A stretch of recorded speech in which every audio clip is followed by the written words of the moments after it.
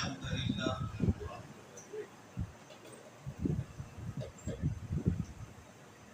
نحمده ونصلي ونسلم على رسوله الكريم أما بعد فأعوذ بالله السميع العليم من الشيطان الرجيم من همزه ونفخه ونفسه بسم الله الرحمن الرحيم قل أعوذ برب الناس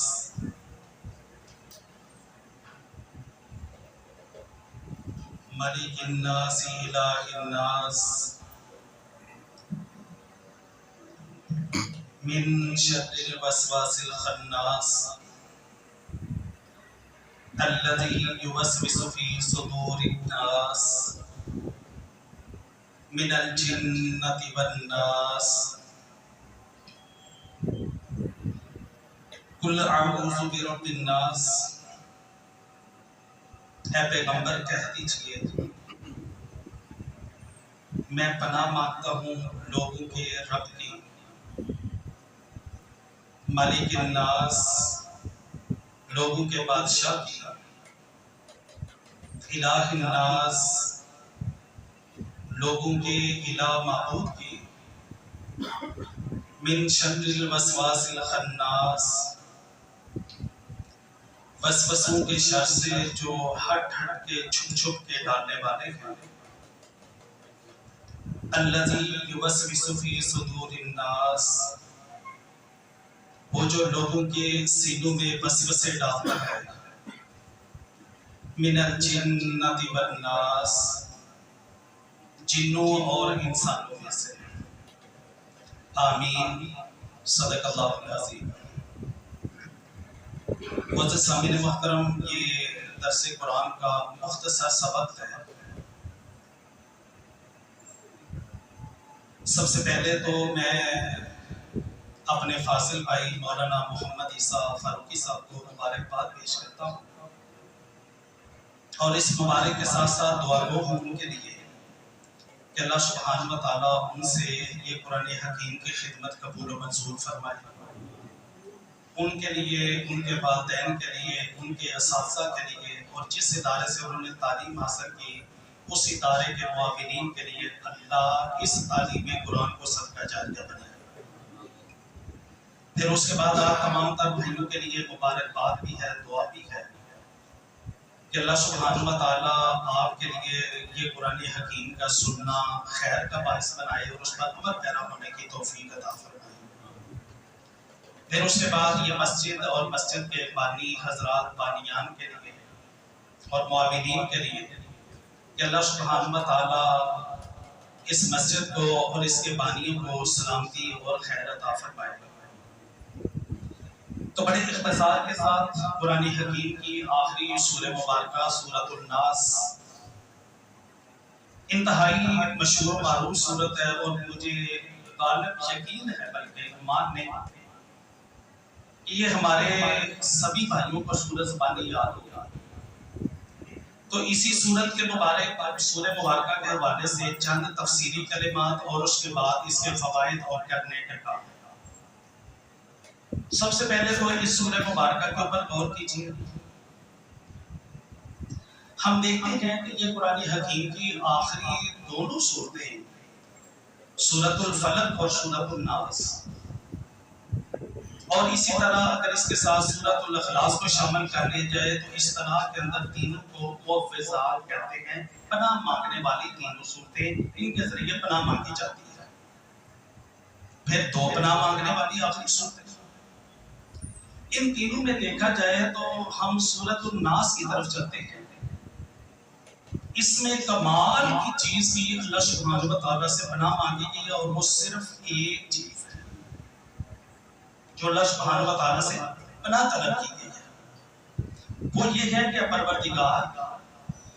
ہمیں وسوسوں کے شر سے محفوظ و معمون فرما۔ بھائیو ذرا غور کریں، سورۃ الفلق جو اس سے پہلے آپ نے کل سماعت فرمائی، اس کے اندر تین چیزوں سے پناہ مانگی گئی۔ رات کے اندھیرے کے فتنے سے پناہ مانگی، اور اسی طرح گرہوں کے اندر پھنکنے والیوں کی پھونکوں سے پناہ مانگی، یعنی جادو جنات وغیرہ کرنے سے، اور اسی طرح حاسدین کے حسد سے پناہ مانگی۔ یہ 3 پناہ مانگی۔ اگر ہم غور کرتے ہیں تو ہمیں یہ بات نظر آتی ہے کہ ان تینوں چیزوں کا تعلق انسان کے وجود اور جسم کے ساتھ ہے۔ رات کے اندھیرے میں بندے کو نقصان پہنچے گا تو اس کے جسم کو پہنچے گا، اس کی روح کو نقصان پہنچے گا، بندہ قتل ہو جائے گا، زیادہ سے زیادہ یہی ہے۔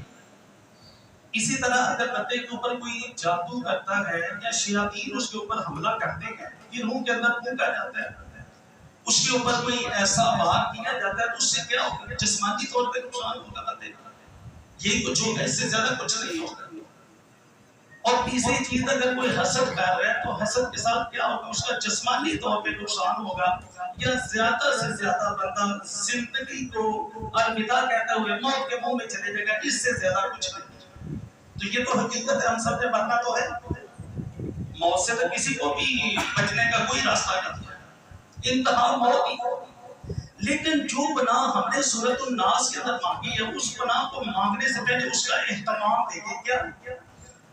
سورۃ الفلق کے اندر اللہ سبحانہ تعالیٰ کی صرف ایک صفت ذکر کی، کیا؟ برب الفلق۔ اور یہاں پر اللہ سبحانہ تعالیٰ کی 3 عظیم ترین صفتوں کا ذکر کیا، رب الناس، مالک الناس، الہ الناس، اے لوگوں کے رب، اے لوگوں کے بادشاہ، اے لوگوں کے معبود۔ اب ان تینوں کی اگر وضاحت کی جائے تو وقت بہت زیادہ اس کے لیے درکار ہے۔ میں اس طرف نہیں چلتا کہ جب رب کہہ دیا، پھر بادشاہ کہہ دیا، اور پھر معبود کہہ دیا، ہر دوسری صفت کے اندر کتنا زیادہ کمال ہے، میں نہیں اس پر۔ اور جب الہ کہہ دیا تو انتہا ہوگا، الہ کہنے کے بعد پھر کسی چیز کی کوئی ضرورت باقی نہیں رہتی۔ اگر ہم لوگ مشرکین مکہ کو دیکھیں، کفار کو دیکھیں، وہ نمرود اور حامان کی تاریخ کو پڑھیں تو وہ سارے کا سارا اختلاف الہیت میں تھا۔ وہ اللہ سبحانہ تعالیٰ کو الہ مانگنے والے، الہ نہیں تسلیم کرتے، اور وہ یہی کہتے ہیں کہ وَانْصُرُوا آلِهَتَكُمْ، یہ ہمارے الہ ہیں، اللہ کے مقابلے میں الہ بناتے تھے۔ جب اللہ کو الہ تسلیم کر دیا تو اس کا مطلب یہ ہوا کہ ہم نے تمام تر معبودات باطلہ کو ٹھکرا دیا، اب کوئی کچھ باقی نہیں رہا۔ جب ہم نے سب سے پہلے لوگوں کے رب سے پناہ مانگی، پھر جو ایک امید تھی، لیکن پھر خیال آیا کہ لوگ ہیں، لوگوں میں کوئی طاقتور ہوتا ہے، کوئی کمزور ہوتا ہے، چلے کسی بڑی صفت سے پناہ مانگتے ہیں۔ پھر ہم نے لوگوں کے بادشاہ کی پناہ مانگی، اللہ سبحانہ وتعالیٰ کی صفت ملوکیت کا ذکر کیا۔ بادشاہ کا مطلب ہے جس کے پاس سارے اختیارات موجود ہیں، افواج موجود ہیں، طاقت موجود ہے، اور اس کے ذریعے پناہ دے سکتا ہے، وہ بادشاہ ہے۔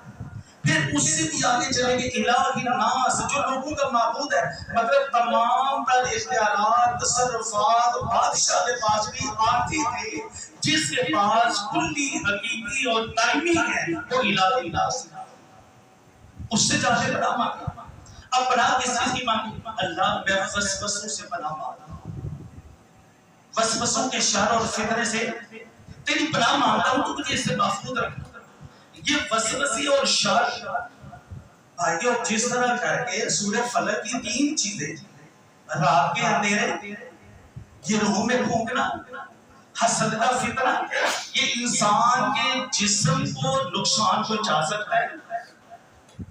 لیکن وسوسہ انسان کے ایمان کو نقصان پہنچاتا ہے، اور جب انسان کا ایمان خطرے میں چلا گیا نا تو انسان کا کچھ باقی نہیں رہتا، انسان کی ہر چیز ختم ہو گئی۔ جب بندے کا ایمان ختم ہو گیا، ایمان نہیں ہے تو کچھ بھی باقی نہیں رہتا۔ یہ سب سے خطرناک ترین چیز ہے وسوسہ۔ اب وسوسہ کس انداز سے؟ یہ چوری چھپے ڈالنا، ایسا ایسا چھپ چھپ کے، ہٹ ہٹ کے، کان کے اندر کوئی بات ڈالنا، اور سمجھدار لوگوں کا یہ کہنا ہے کہ کسی کے کان میں کہی ہوئی چھپی ہوئی بات وہ نسلوں کو برباد کر دیتا ہے۔ وہ بندہ کبھی اس بات کو درست نہیں کر سکتا جو چھپ کے کسی کے کان میں کہہ دی جائے، تو اسی وجہ سے اس سے پناہ مانگی گئی ہے۔ اور یہ کس انداز ہے؟ من الجنۃ والناس، وہ جنات میں سے ہو سکتے ہیں، انسانوں میں سے بھی ہو سکتے ہیں، دونوں۔ پھر آپ سوچیں گے جنات اور انسان دونوں میں سے، ہاں جی بالکل یہ سب کے ساتھ ایسے چلتے ہیں، انسان تو انسان، انبیاء کے ساتھ یہی سلسلہ موجود ہے۔ اللہ سبحانہ و تعالیٰ قرآن حکیم میں ارشاد فرماتے ہیں وَكَذَلِكَ جَعَلْنَا لِكُلِّ نَبِيٍّ عَدُوًّا شَيَاطِينَ الْإِنسِ وَالْجِنِّ يُوحِي بَعْضُهُمْ إِلَىٰ بَعْضٍ زُخْرُفَ الْقَوْلِ غُرُورًا۔ اللہ سبحانہ و تعالیٰ ارشاد فرماتے ہیں ہم نے ہر نبی کے ساتھ اس کے دشمن شیاطین، جن اور انسان دونوں میں سے اس کے ساتھ مقرر کر دیے تھے۔ ہر نبی کے ساتھ ایسا معاملہ موجود تھا۔ جب صحابہ کرام نے اس بات کو سنا، قرآن حکیم کی اس آیت کو سنا، تو بڑا تعجب کیا اس بات پر۔ صحیح مسلم کی حدیث ہے، مفسر قرآن سیدنا عبداللہ بن مسعود رضی اللہ تعالیٰ عنہ نے خود اس بات کا نبی پاک صلی اللہ علیہ وسلم سے سوال کیا، اور دیگر لوگ جو مجلس میں موجود تھے۔ فرماتے ہیں اللہ کے رسول اگر یہی بات ہے، ہر انسان کے ساتھ ہے، جن بھی موجود ہے، فرشتہ بھی موجود ہے، وہ شیطان جن ہمیشہ برائی کی طرف بلا رہے ہیں اور فرشتہ مسلسل اچھائی کی طرف بلا رہے ہیں، اللہ کے رسول کیا یہ لازمی ہو چکا ہے؟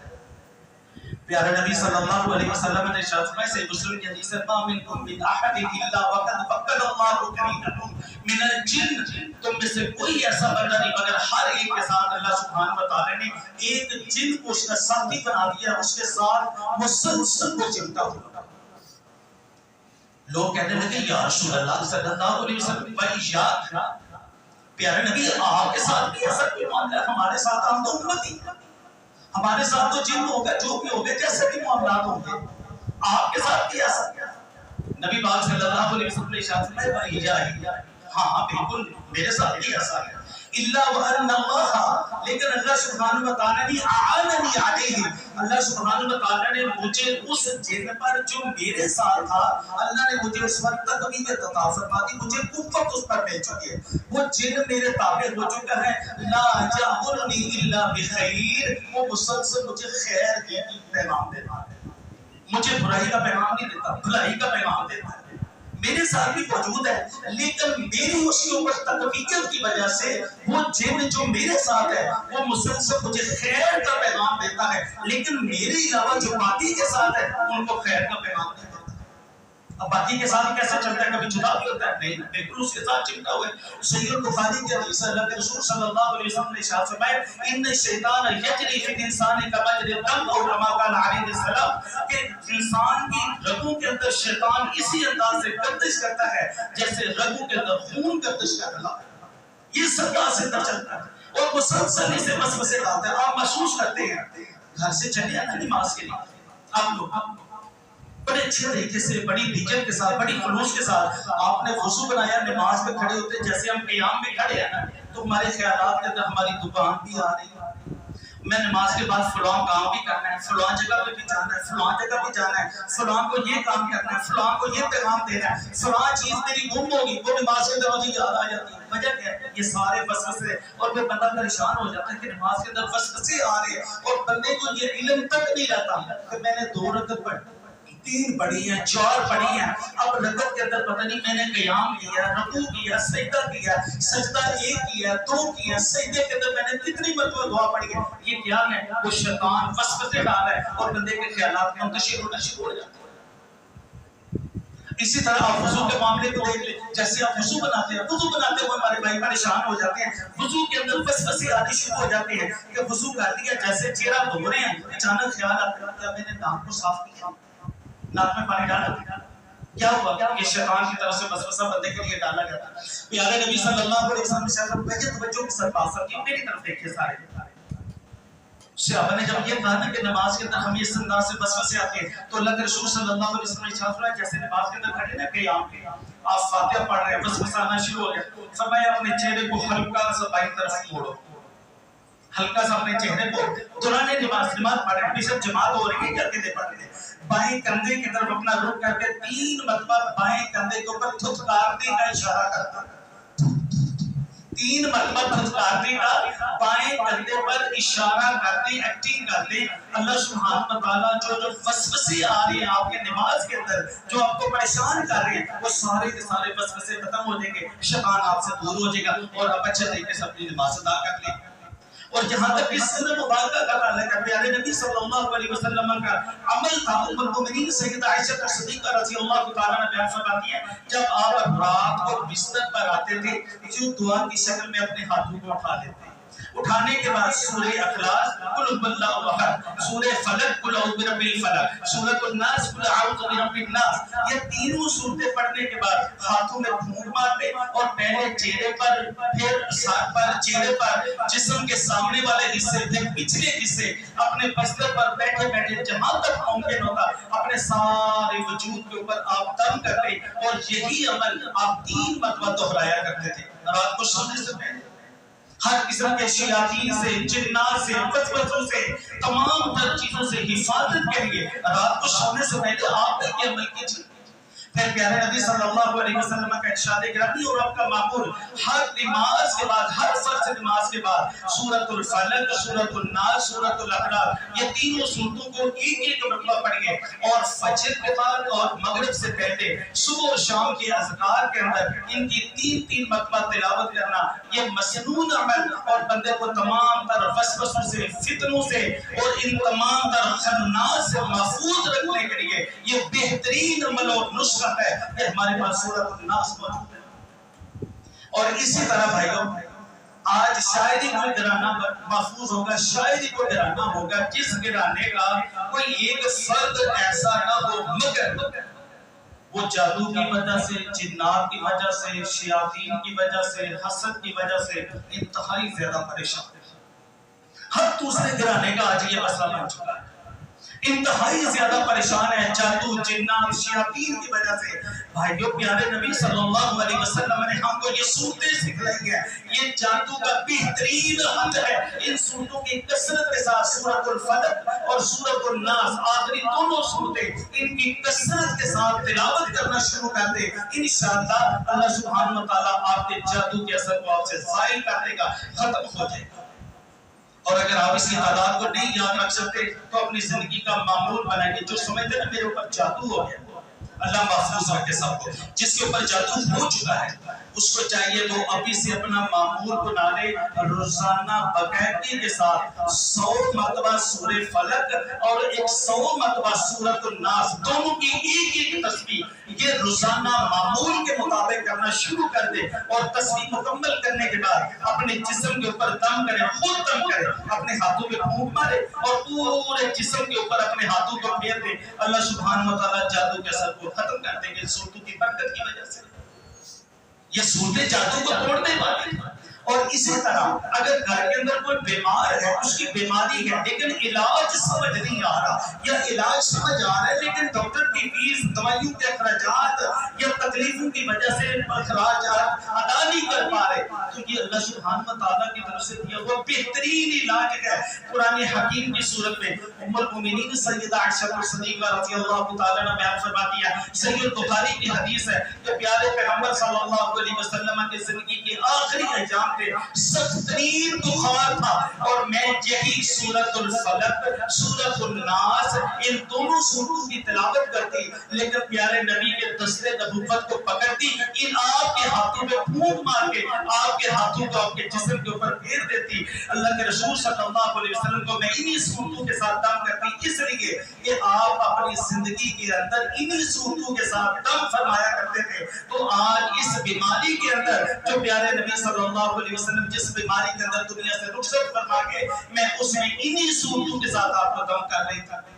تو یہ بہترین دم ہے سورۃ الفلق اور سورۃ الناس کی صورت میں، اس کو دم کے طور پر استعمال کریں، اپنے بچوں پہ دم کریں، نظر نہیں لگے گی، اگر لگ چکی ہے اس کو دم کریں، انشاءاللہ نظر کا اثر زائل ہو جائے گا۔ کوئی بیمار ہے، بیماری سے شفا کے لیے ان دونوں صورتوں کے ساتھ اس پر دم کریں، اللہ سبحانہ وتعالیٰ بیماری کے اثر کو زائل کر دیں گے، اللہ سبحانہ وتعالیٰ اس کو شفا عطا فرمائیں گے انشاءاللہ۔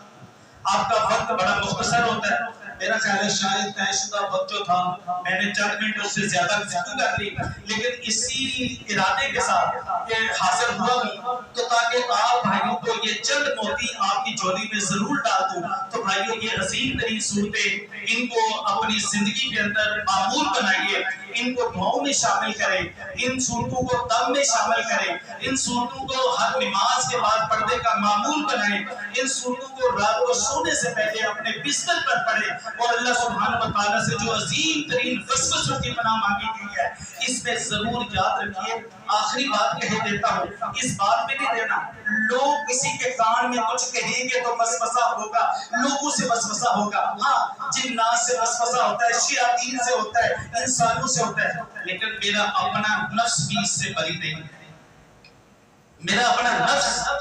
وہ بھی اس سے بری نہیں ہے۔ اللہ سبحانہ و تعالیٰ قرآن حکیم میں ارشاد فرماتے ہیں وَنَعْلَمُ مَا تُوَسْوِسُ بِهِ النَّفْسُ، ہم یہ بھی جانتے ہیں جو اپنا نفس اس کے اندر وسوسے ڈالتا ہے، انسان کا اپنا نفس اس کے اندر مجرم ہے، اپنے نفس سے وسوسے آتے ہیں بندے کو، اپنے وجود سے وسوسے آنا شروع ہو جائیں گے۔ اگر یہ سورۃ الناس پڑھنا شروع کر دو اپنے وجود سے وسوسے نہیں آئیں گے، دوسرے سے وسوسے نہیں آئیں گے، اللہ سبحانہ و تعالیٰ اس سے محفوظ و معمول فرمائیں گے۔ اللہ سبحانہ و تعالیٰ سے دعا کو پروردگار جو کچھ آج میں نے بھائیوں کے سامنے بیان کیا یا اس سے پہلے ہمارے فاضل بھائی مولانا عیسیٰ فاروقی صاحب قرآن حکیم کی تفسیر آپ بھائیوں کے سامنے بیان کرتے رہے، اللہ سبحانہ و تعالیٰ ہمیں اس پر صحیح معنوں میں عمل پیرا ہونے کی توفیق عطا فرمائے، اور اللہ سبحانہ و تعالیٰ ہم سے یہ خدمت قرآن تفسیر کی صورت میں قبول و منظور فرمائے، اس کو ہمارے لیے، ہمارے نمازی بھائیوں کے لیے، ہمارے معاونین کے لیے، تمام تر کے لیے پروردگار اس وقت و شاہ آخرت بنائے۔